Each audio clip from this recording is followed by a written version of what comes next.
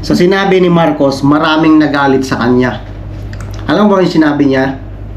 Pakinggan natin. Nakita, nagtataka nga ako, parang yung mga iba na naging kandidato nag-deliver lang yata ng suka nabigyan na ng certificate of candidacy dahil wala naman natin, walang ikukumpara sa ating kandidato. O, di ba?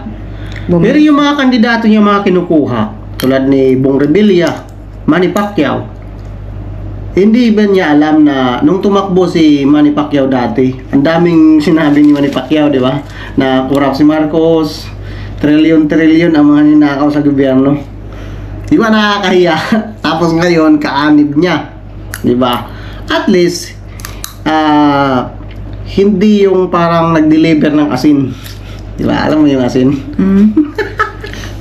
At ito pa ha, about sa impeachment kay Vice President Sara Duterte.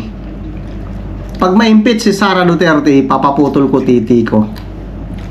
Mga anti-Duterte dyan, tagaan nyo to sa bato. Pag ma-impeach si Sara Duterte, paputol ko titi ko. Diba?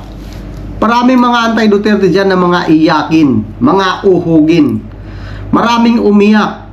Dahil kita naman na napakaraming supporters ni Sara Duterte.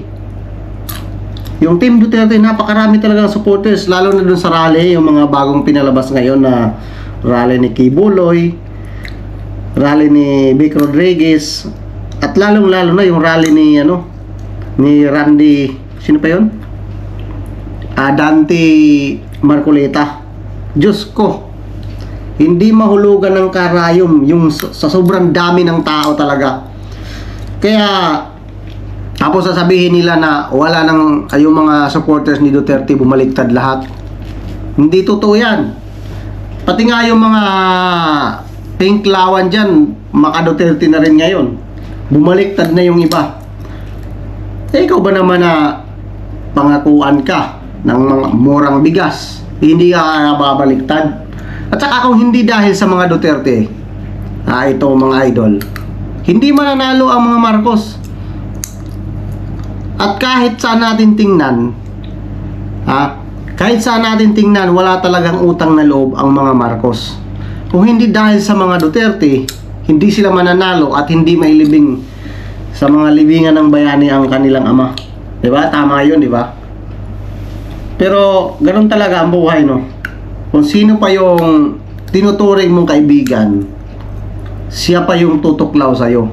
Kaya lesson learn yan sa mga Duterte ngayon, no? Di ba Year of the Snake ngayon? Yung taon? Huwag masyado magtitiwala talaga. Kasi lalo na sa mga, di ba? Grabe yung tiwala ng Duterte sa Marcos administration ngayon, di ba? Grabe yung tiwala nila sa umpisa. Pero sinayang nilang lahat yung tiwala.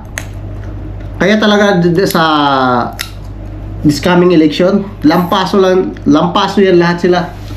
Hindi mananalo yan. Ang totoong malakas talaga ngayon, yung Team Duterte. Alam ko maraming mga iyakin at uhugin dyan na mga anti-Duterte. Abangan nyo na lang sa parating na eleksyon kung sino ba talaga ang magwawagi. Kasi tandaan nyo, ang Duterte administration nung noon, ang daming nagawa sa loob ng 2 taon or 3 taon. Ngayon, 3 taon na ang administration ng Marcos, walang nagawa. So, tingnan nyo na lang, walang nagawa. Sino ba ang nagpaano sa tanimbala, di ba?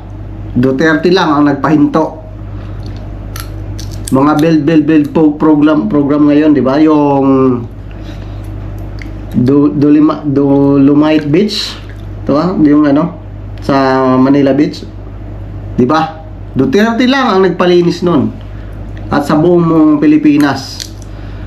Kaya talagang kung sino talaga ang totoong may malasakit sa bansang Pilipinas, walang iba yun kung hindi mga Duterte.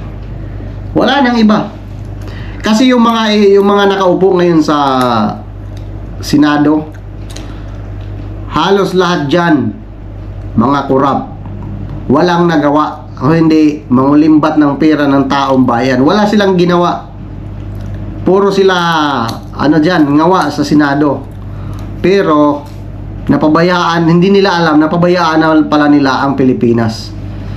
So talagang, both wise mga idol, huwag niyong kalimutan na kung sino yung may mga nagawa talaga na totoo. Walang iba yun, di ba? Sa yung nakaraang administrasyon, walang iba. Kung ikumpara nyo ngayon, Duterte administration lang pala talaga. Wala nang iba. Nakita, nagtataka nga ako, parang yung mga iba na naging kandidato, nag-deliver lang yata ng suka, nabigyan na ng certificate of candidacy.